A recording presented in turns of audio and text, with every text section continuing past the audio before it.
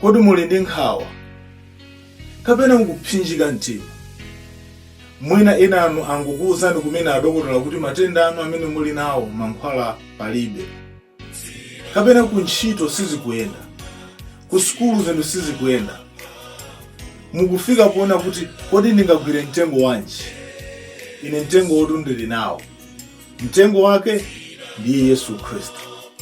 Ndikufuna ndikuyitanireni ku programu yapadera imene ikubwera Sunday likubwerayo, mu programu yotchedwa Hymns of Hope Malawi edition, kumene tikubwera ndi nyimbo zosiyanasiyana zoyimbidwa mwamchetenya, nyimbo zobweretsa chiyembekezo, mutu wa chilinganizo chimene chikubwera chikunena kuti there is power in the name of Jesus.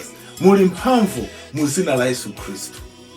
Amayi ndi abambo, sindikufuna muzayiphonye programu imene, chifukwa ndi programu ya mtengo wapatali imene niyo muchita bwino kuwawuzanso anthu ena kuti apange subscribe kuma YouTube channel, komanso andipange follow pa Facebook, chifukwa pamene maprogramu osiyanasiyana aziponyedwa malo amenewa azitha kumadalisika nawo.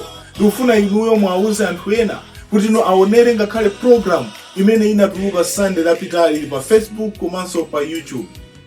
Zikomo kwambiri pachayi amene mukupereka support, komanso amene mukumandipempherera. Ndikupempherera programu imene kuti ipambane. Ndikuthokoza inu nonse oyimba, konzekerani kuti no Sunday limene 7 o'clock kumadzulo ku Malawi tizathe kukhala limodzi pa chiphwando cha mawu a Mulungu kupyolera mu nyimbo. Ambuye akudaliseni, ndimakukondani. Ine ndiye mulusi wa programu imeneyi, Victor.